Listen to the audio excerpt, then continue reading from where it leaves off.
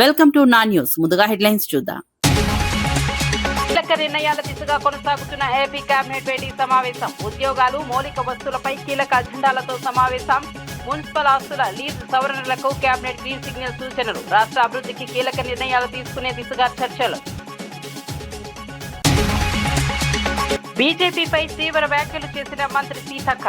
ఓట్ల కోసం ప్రజలను విభజిస్తున్నారని బీజేపీపై సీతక్క ఆరోపణలు. ప్రజాస్వామ్య విలువలను కాపాడాలని ప్రజలకు పిలుపు. ఐక్యతతో ముందుకు సాగితేనే సమాజం బలపడుతుందని వ్యాఖ్యలు.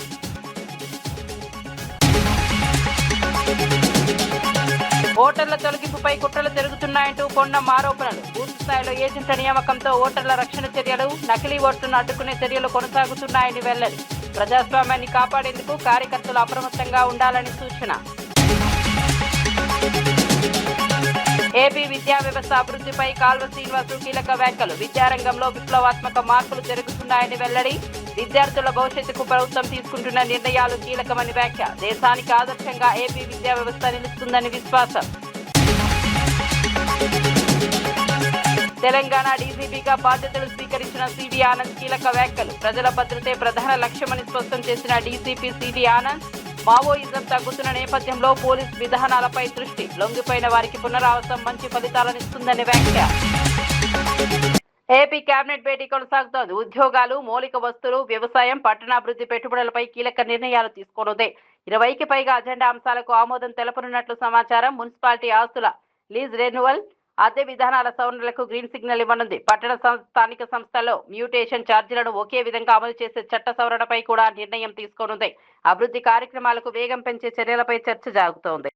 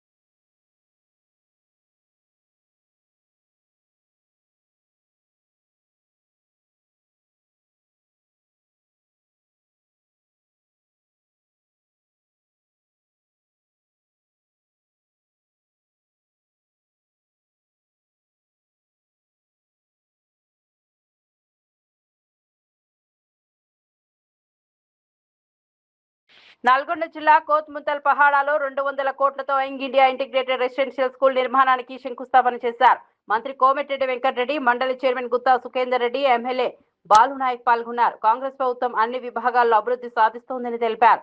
కుల మతాల మధ్య అంతరాలు తొలగించేందుకు ఈ స్కూల్ నిర్మాణం చేపడుతున్నామని చెప్పారు. 13,000 కోట్లతో టెండర్లు పిలుస్తున్నామని, త్వరలో రోడ్డు పనులు ప్రారంభమవుతాయని వెల్లడించారు. ఆరోగ్యశ్రీ ద్వారా దేవరకొండకు నిధులు కేటాయిస్తున్నామని తెలిపారు.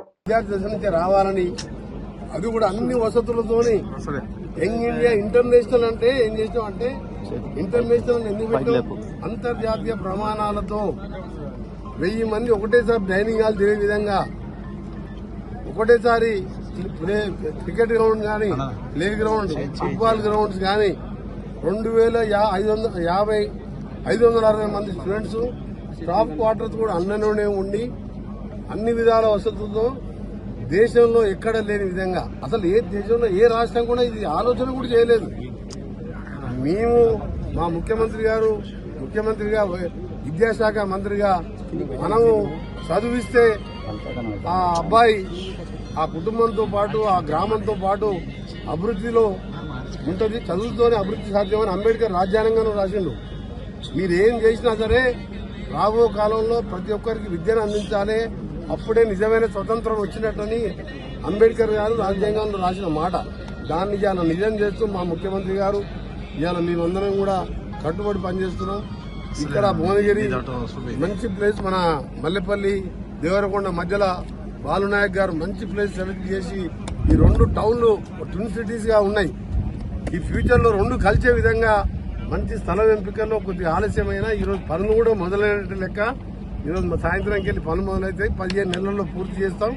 కస్తూర్బాకు కూడా కాంపౌండ్ వాళ్ళకు 80 లక్షలు శాంక్షన్ చేసుకుంటూ ఇప్పుడే వేదిక మీదకి వెళ్ళి నేరేడుగంలో మాకు లో వోల్టేజ్ తో మోటార్లు నడుస్తలేవంటే ట్రాన్స్కో సీఎండీ కృష్ణ భాస్కర్ తో మాట్లాడితే ఫైనాన్స్ టైప్ చేస్తూ త్వరలో శాంక్షన్ చేస్తానని చెప్పిండు. అది 100-150 కోట్లతోని 130 సబ్స్టేషన్ కానీ 90 కోట్లతోని రేపు ముఖ్యమంత్రి గారిని మేము ఢిల్లీ ప్రాజెక్టు మీద నేను రాజగోపాల్ రెడ్డి గారు బాలునాయక్ గారు పోయి కలవడం జరుగుతుంది. దాని పనులు వెంటనే వేగవంతం చేయాలని సొరంగాన్ని 28 డిసెంబర్ పూర్తి చేపించి ఆ రోజు మేము పట్టుబట్టి సాధించుకుంటే మా పొట్ట మీద ఓటియాల ఆ సొరంగం పూర్తి అయితే ఇవాళ దేవరకొండకి ఇట్లా ఉంటుండే ఇవాళ పచ్చగా ఉంటుండే. మా దగ్గర ఏం మార్పి నీళ్లు చేయబట్టి ఇవాళ 2 లక్షల అనుకూల ఓటర్లను తొలగించే ప్రయత్నాలు జరుగుతున్నాయని మంత్రి పొన్నం ప్రభాకర్ ఆరోపించారు. సిద్దిపేట జిల్లా అక్కన్నపేటలో జరిగిన కార్యకర్తల సమావేశంలో వ్యాఖ్యలు చేశారు. ఓటర్ల జాబితా సవరణలు అక్రమాలు జరగకుండా ప్రతి పోలింగ్ బూత్ వద్ద బూత్ లెవెల్ ఏజెంట్లను నియమిస్తున్నామని తెలిపారు. నిజమైన ఓటర్లను కాపాడడానికి చర్యలు తీసుకుంటున్నామని చెప్పారు. నకిలీ ఓట్లను అడ్డుకునే ప్రక్రియ కొనసాగుతోందని పేర్కొన్నారు. ప్రజాస్వామ్యాన్ని కాపాడడం అందరి బాధ్యత అని అన్నారు. కార్యకర్తలు అప్రమత్తంగా ఉండాలని సూచించారు. రాసుకుంటే లేదా ఓట్లు తొలగిస్తే ఆ ఫామ్ నెంబర్ల ప్రకారంగా అప్లికేషన్లు పెట్టించి అధికారులతో సమన్వయం చేసుకోగలిగినటువంటి పార్టీ స్ట్రాంగ్ ఉండాలి. కాబట్టి మన ఓటర్ లిస్టుల పేర్లు తొలగించకుండా, దొంగ ఓట్లు ఎక్కకుండా గ్రామాల వారీగా మరి ఓటర్ల పరిశీలన ఎస్ఆర్ పేరు మీద ఏదైతే జరుగుతా ఉందో ఆ ప్రక్రియలో అప్రమత్తంగా ఉండడానికి మరి బూత్ లెవెల్ ఏజెంట్ గా పిఎల్ఏగా ఒక పేరే కావాలి కానీ ఊర్లో ఒక 4-5 ఉంటే మాట్లాడుకొని ఆ 200 ఓట్లకు ఒక మనిషి ప్రతినిధిగా ఉంటాడనే దాని మీద మనం 5 పేర్లు తీసుకుంటున్నాం. 5 రాష్ట్రాల ఎన్నికల్లో బీజేపీ గణనీయమైన విజయాలు సాధిస్తుందని ఎంపీ లక్ష్మణ్ తెలిపారు. మోదీ 3వ ప్రధానైన తర్వాత తొలిసారి తెలంగాణకు వస్తున్నారని తెలిపారు. మే 10న పరేడ్ గ్రౌండ్స్ లో జన ఆగ్రహ సభ నిర్వహిస్తున్నామని వెల్లడించారు. బీఆర్ఎస్ పార్టీ ఓ చచ్చిపోయిన పాము లాంటిదని వ్యాఖ్యానించారు. తెలంగాణలో బీజేపీ బలపడుతోందని అన్నారు. ప్రజల మార్పు కోరుకుంటున్నారని తెలిపారు. కేంద్ర ప్రభుత్వ నిర్ణయాలకు ప్రజల మద్దతు ఉందన్నారు. సభ విజయవంతం కావాలని పిలుపునిచ్చారు. రైల్వేస్, నేషనల్ హైవేస్, ఇతర కేంద్ర ప్రభుత్వ ప్రాజెక్టులకు సంబంధించి 7,823 కోట్ల రూపాయల వ్యయంతో అభివృద్ధి పనులకు వారు శ్రీకారం చుట్టబోతా ఉన్నారు. పెద్ద ఎత్తున జన ఆగ్రహ సభ పేరు మీద పెరెడ్ గ్రౌండ్స్లో సాయంత్రం 4 గంటలకు బహిరంగ సభ నిర్వహిస్తూ ఉన్నాము. బీజేపీ గణనీయమైనటువంటి విజయాలు సాధిస్తుంది. పశ్చిమ బెంగాల్, అస్సాం, పుదుచ్చేరిలో అదే రకంగా తమిళనాడు కూడా ప్రభుత్వం ఏర్పాటుకు మార్గం ఖచ్చితంగా సుగమమైంది. ఎంత తక్కువ మాట్లాడితే అంత మంచిది. ఆ పార్టీ అది చచ్చిపోయినటువంటి పాము, అది ఎంత లేచినా ఇప్పుడు లేవదు.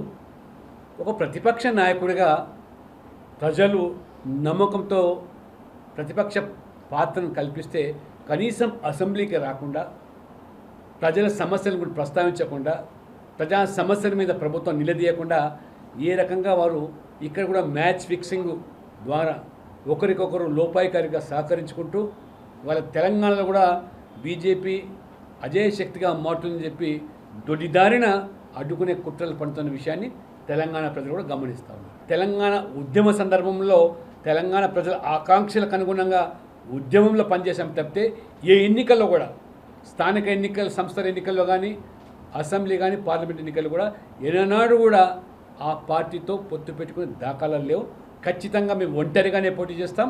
ఖచ్చితంగా ఒంటరిగానే అధికారులకు వస్తాం. తెలంగాణలో కాంగ్రెస్ ప్రభుత్వం రేవంత్ రెడ్డిపై ప్రతిపక్షం పదే విమర్శలు చేస్తోందని ఎమ్మెల్సీ అద్దంకి దయాకర్ అన్నారు. ఇప్పుడు రేవంత్ కుటుంబంపై కూడా మాట్లాడడం తగదన్నారు.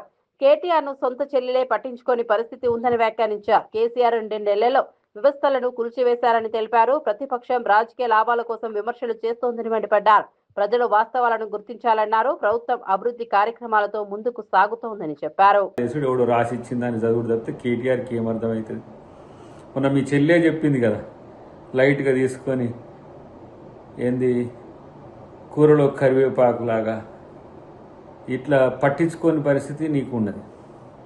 ఒకవైపు ఏమో కేసీఆర్ ఎంత 2.5 సంవత్సరాల్లో మొత్తం వ్యవస్థలను కూల్చిరని చెప్పి బాధపడిపోతుండే. అవునరా నాయన, నువ్వు ఏర్పరిచిన, నువ్వు నిర్మించుకున్న నియంత వ్యవస్థల్ని కూల్చింది రేవంత్ రెడ్డి. నీ ఆలోచనలో ఉన్న ఫ్యూడలిస్టిక్ అప్రోచ్ని డెస్ట్రాయ్ చేసి ఇప్పుడు పరిపాలనలో ప్రజాపాలన తీసుకురావడమే రేవంత్ రెడ్డి చేసిన లక్ష్యం. మార్చాలి, లేకపోతే నీలాగా ఉంటే తెలంగాణ మళ్ళీ నిజాం కంటే ముందు రోజులకు వెళ్ళేది. కాబట్టి అలా రేవంత్ రెడ్డి మీకు కనబడతలే. ఎందుకు ఇట్లా ప్రజాస్వామ్య పరిపాలన చేస్తే ఎట్లా, మమ్మల్ని విలన్లు చేస్తుండే ఎట్లా అంటే విలన్లే కదా మీరు న్యాచురల్గా. బీజేపీ ఓట్ల కోసం ప్రజలను విభజిస్తోందని మంత్రి సీతక్క ఆరోపించారు. ప్రజల ఐక్యతను దెబ్బతీసే, ప్రశ్నించే గొంతుకలను అణచివేస్తోందని విమర్శించారు. అధికారం కోసం ఏ విధమైన చర్యలైనా తీసుకుంటోందని అన్నారు. ప్రజాస్వామ్య విలువలను కాపాడాల్సిన అవసరం ఉందని చెప్పారు. ప్రజలు ఈ విషయాన్ని గుర్తించాలని సూచించారు. ఐక్యతతో ముందుకు సాగితేనే సమాజం బలపడుతుందని తెలిపారు. ప్రజల మద్దతుతో ప్రజాస్వామ్యాన్ని రక్షించాల్సిన బాధ్యత అందరిపై ఉందని చెప్పారు. మంచి సైన్యంగా మీరవుతూ జిల్లాలకు కూడా విస్తరిస్తే చాలా పెద్ద సైన్యం అవుతుంది. ఆ సైన్యం ద్వారా మరి గొప్ప పార్టీని ఇంకా ఇంకా బలమైన వేర్లతో మనం నిర్మించుకోవచ్చు. కాబట్టి ఈరోజు గాంధీ గారు ఇచ్చిన జ్ఞానం, మరి అంబేద్కర్ గారి ద్వారా వచ్చినటువంటి కాన్స్టిట్యూషన్, మన నెహ్రూ గారు నిర్మించిన భారతదేశ విధి విధానాలు, మరి గొప్ప ఇన్స్టిట్యూషన్స్ ఇవే ఇప్పటికీ ఉన్నాయి. కానీ ఈరోజు బీజేపీ పార్టీ కేవలం ఎన్నికల సిద్ధాంతాలు, ఓట్ల కోసం, సీట్ల కోసం, అధికారం కోసం ప్రజలను నిలువునా చీల్చేసి, ప్రజల ఐక్యతను దెబ్బతీసి, మరి ప్రశ్నించే గొంతులను ఏ రకంగా చేస్తుందో పెట్టే కేసులకు తాను భయపడనని అంబటి రాంబాబు అన్నారు. చంద్రబాబును విమర్శించినందుకు తనపై రాష్ట్ర వ్యాప్తంగా 36 కేసులు పెట్టారని తెలిపారు. పోలీస్ వ్యవస్థ బాధ్యతగా పనిచేయాలని సూచించారు. ఏపీలో వైసీపీకి ఒక చట్టం, టీడీపీకి మరో చట్టం ఉందా అని ప్రశ్నించారు. అరెస్టులు, జైళ్లకు భయపడేది లేదని స్పష్టం చేశారు. రాజకీయ ప్రతీకారంతో కేసులు పెడుతున్నారని ఆరోపించారు. ప్రజలు వాస్తవాలను గుర్తించాలని పిలుపునిచ్చారు. రాజశేఖర రెడ్డి వారసులం, జగన్మోహన్ రెడ్డి వెంట నడుస్తున్న వాళ్ళం. ఇలాంటి ఉడత ఊపులకు భయపడటానికి నేను కానీ, భార్గవరెడ్డి కానీ, మా సోషల్ మీడియా యాక్టివిస్టులు కానీ, మా కార్యకర్తలు కానీ సిద్ధంగా లేరు. గుర్తుపెట్టుకో చంద్రబాబు నాయుడు గారు, లోకేష్ గారు అని ఈ సందర్భంగా చెప్పదలుచుకున్నా. ఏందండి నా తెలియగెడతాను, ఆంధ్రజ్యోతి రాధాకృష్ణ మమ్మల్ని ఇష్టం వచ్చినట్టుగా తిడితే ఏం తిట్టారు తెలుసుగా మీకు? జగన్మోహన్ రెడ్డి గారు చెప్తేనంట మా భార్యలను చెల్లెళ్ళుగా భావించి వారికి పెళ్లి సంబంధాలు చూస్తామని చెప్పాడు టీవీలో.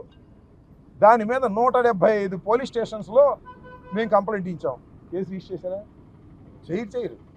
మా మీద అయితే అనకపోయినా కేసులు రిజిస్టర్ చేస్తారు, పోలీస్ స్టేషన్లకు తిప్పుతారు. తెలుగుదేశం నాయకులు ఎంతమంది జగన్మోహన్ రెడ్డి గారిని రోజు దూషిస్తున్నారు. ఒక్కడి మీద కేసు పెట్టారా? పెట్టరు.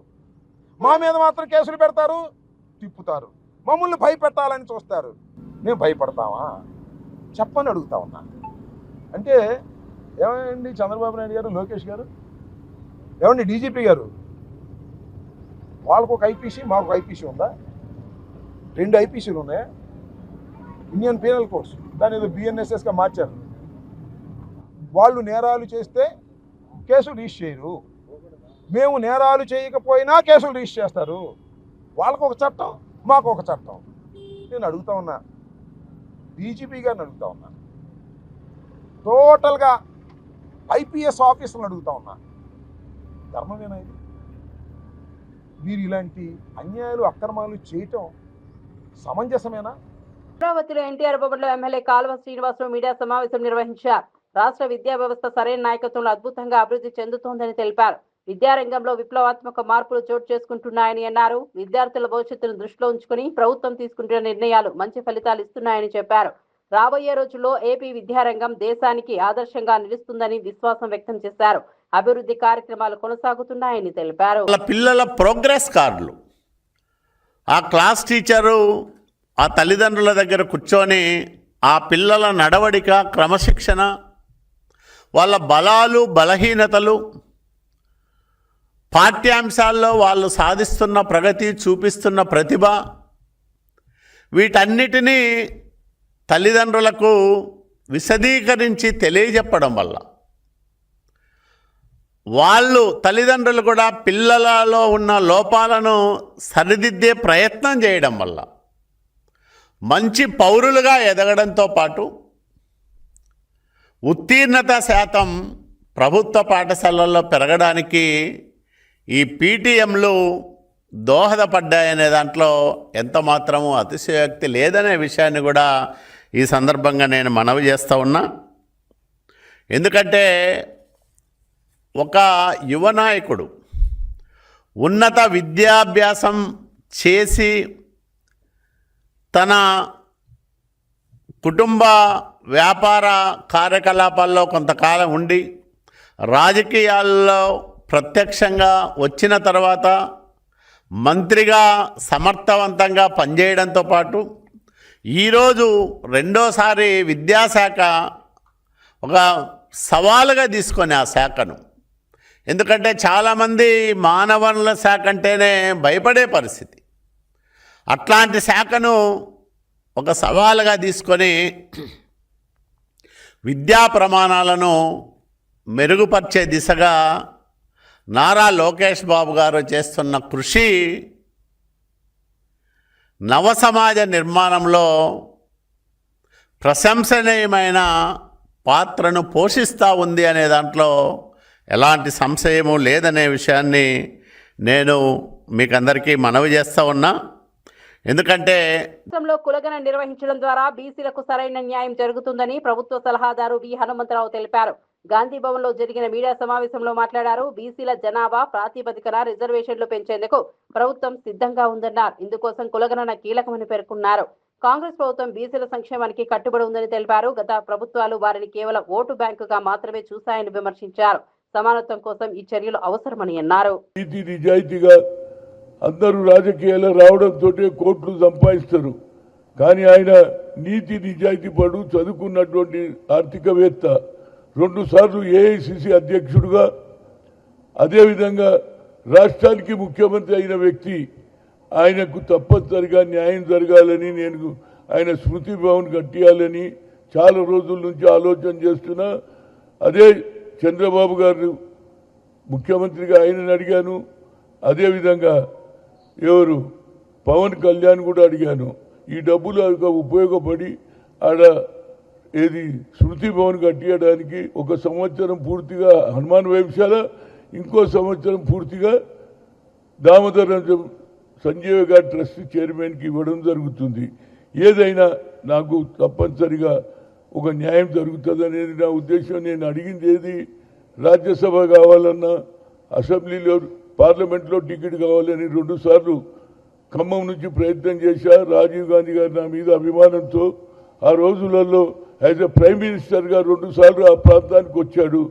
తర్వాత ఒకసారి ప్రైమ్ మినిస్టర్ లేనప్పుడు కూడా వచ్చాడు. కానీ ఆ తర్వాత ఆయన చనిపోయిన తర్వాత ఏం చేయలేని పరిస్థితులు అయినా ఆయన ఆలోచన నా మీద ఉన్న అభిమానంతో ఒక చిన్న కుటుంబంలోకి వెళ్ళి రాజకీయాలలో దానికి ఎవడు గాడ్ ఫాదర్ లేడు, కానీ నా టాలెంట్, నా కష్టం ఆ కుటుంబానికి లాయలు ఉందని తెలుసుకొని నన్ను ముఖ్యమంత్రి స్థాయి దానిగా తీసుకెళ్ళాడు. అది కూడా జరగలే. లాస్ట్ డేస్లో చెప్పాడు, ఏదైతే విశాఖపట్నం నుంచి పెరంబూరు పోయేటప్పుడు, Hanumanth after parliament elections will be over, I will make you CM అన్నాడు. ఆ రోజు నుంచి నాకేమి లేదు, కానీ నేను ఆ ప్రాంతంలో పనిచేయాలని అన్నాను. కానీ దురదృష్టవశాత్తు 2 సార్లు రాలేదు. రాకపోయినా నాకేం పర్వాలేదు, కానీ ఈ పార్టీ గెలవాలని గత 10 సంవత్సరాల నుంచి బీఆర్ఎస్ ప్రభుత్వం వ్యతిరేకంగా, అదేవిధంగా హిందూ దేశం తెలంగాణ డీజీపీగా బాధ్యతలు స్వీకరించిన సివి ఆనంద్ ముఖ్యమంత్రి రేవంత్ రెడ్డికి ధన్యవాదాలు తెలిపారు. తెలంగాణ పోలీస్ వ్యవస్థలో ఉన్న ఉత్తమ విధానాలను కొనసాగిస్తానని చెప్పారు. ముఖ్యమంత్రి ప్రాధాన్యత ఇస్తున్న అంశాలపై ప్రత్యేక దృష్టి సారిస్తానని వెల్లడించారు. దేశంలో మావోయిజం తగ్గుతున్న నేపథ్యంలో పోలీస్ శాఖ మారుతున్న పరిస్థితులకు అనుగుణంగా పనిచేయాల్సిన అవసరం ఉందన్నారు. నక్సలిజం అణచివేతలో ఉమ్మడి ఏపీ, తెలంగాణ రాష్ట్రాలు దేశానికి ఆదర్శమని గుర్తు చేశారు.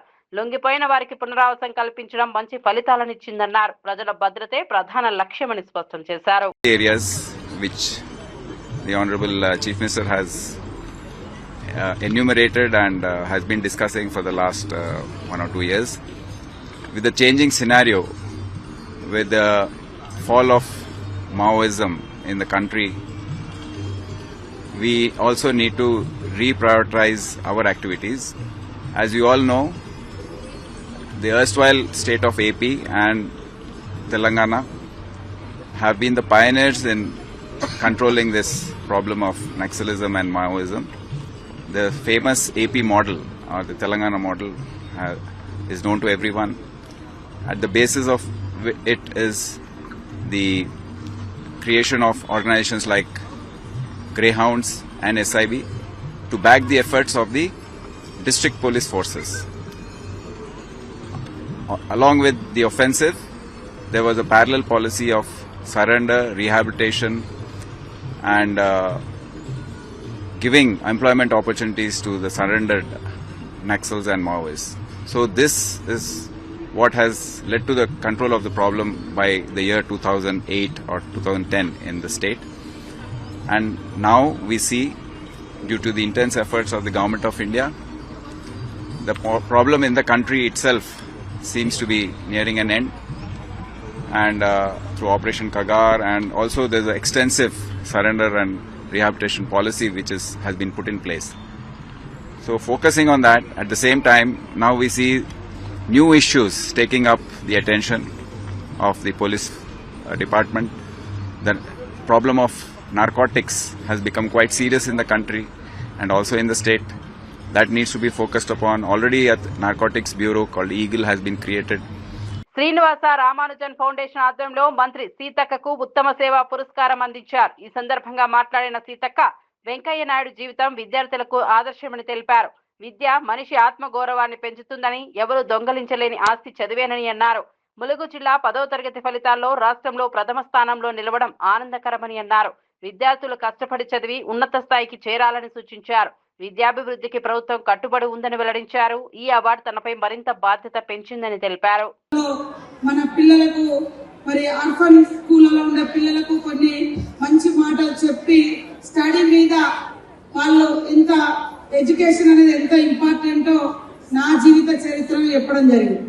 నా 10th తర్వాత ఆగిపోయిన తర్వాత మరి ఉద్యమాలకు వెళ్ళి పోరాటాలకు వెళ్ళి మళ్ళీ వచ్చి 15 రోజులు బాబును బయట పెట్టి ఎగ్జామ్ హాల్లోకి వచ్చి ఎగ్జామ్ రాసి తర్వాత LLB కంప్లీట్ చేసుకొని మరి ఏ కోర్టులో అయితే నేను అక్యూజ్డ్గా నిందితురాలుగా చేతులు కట్టుకొని కోర్టు ముందు నిలబడ్డానో అదే కోర్టులో 5 years ప్రభుత్వ తప్పిదాలను ఎత్తి చూపుతున్నందుకు తెలుగు స్క్రైబ్ సంస్థకు UAPA చట్టం కింద నోటీసులు పంపడంపై బీఆర్ఎస్ నేత ఆర్ఎస్ ప్రవీణ్ కుమార్ తీవ్ర విమర్శలు చేశారు. అధికారుల పేర్లతో బహిరంగంగా లేఖలు పంపడం భద్రతా సమస్యలకు దారి తీస్తోందని అన్నారు. ట్యాపింగ్ కేసులో ఉన్న సీనియర్ జర్నలిస్టులను హరీష్ రావు పేరు చెప్పకపోతే బెయిల్ రాదని బెదిరిస్తున్నారని ఆరోపించారు. ఇది ప్రజాస్వామ్యానికి విరుద్ధమని, మీడియా స్వేచ్ఛను అణగదొక్కే చర్యలని పేర్కొన్నారు. విమర్శలను అణిచివేయడానికి ప్రభుత్వం ఇలాంటి చర్యలకు దిగుతోందని మండిపడ్డారు. ప్రజలు అప్రమత్తంగా ఉండాలని పిలుపునిచ్చారు. ట్విట్టర్కు లెటర్ రాస్తుంది. ఆ లెటర్ అంతా కూడా ఇప్పుడు సోషల్ మీడియాలో పూర్తిగా దేశం అంతా కూడా సర్క్యులేట్ అవుతుంది. మొత్తం దేశంలో ఉండే ఫేమస్ జర్నలిస్టులు అది కూడా దీన్ని ఖండించారు. ఆ లెటర్ రాసిన అధికారి లెటర్ హెడ్ ఆయన పేరు రాసిండ్రు. ఆయన పేరు రేపు లష్కర్-ఏ తోయబాకు తెలియదని గ్యారంటీ ఏమిటి? అల్ ఖైదాకు తెలియదని గ్యారంటీ ఏమిటి? జైషే మహమ్మద్కు తెలియదని గ్యారంటీ ఏమిటి? లేకపోతే ఇంకా ప్రపంచంలో ఉండే ఉగ్రవాద తీవ్రవాద సంస్థలకు తెలియదని గ్యారంటీ ఏమిటి? మీరు ఆయన ప్రాణాల ప్రమాదంలో పెట్టినట్టే కదా, ఆ డిపార్ట్మెంట్ను ప్రమాదంలో పడేసినట్టే కదా. పోలీస్ అధికారులకు దయచేసి నేను రిక్వెస్ట్ చేస్తున్నా, మీరు ముఖ్యమంత్రి గారు ఇస్తున్న అక్రమ ఆదేశాలతోని మీరు చేయకూడని తప్పులు చేస్తూ ఉన్నారు. ఈ ట్యాపింగ్ కేసులో ఉండే ఒక జర్నలిస్టును, నిందితుడిగా మీరు చేర్చిన ఒక జర్నలిస్టును మీరు మళ్ళీ మళ్ళీ పిలిచి నువ్వు హరీష్ రావు పేరు చెప్పవా, లేకపోతే బిడ్డ నువ్వు మళ్ళీ జైలుకు పోతావు, నీకు ప్రమాదంలో ఉంటుంది అని చెప్పి మీరందరూ కూడా టార్చర్ చేస్తున్నారన్న విషయం మాకు తెలుస్తూ ఉన్నది. మరిన్ని అప్డేట్స్ కోసం చూస్తూనే ఉండండి.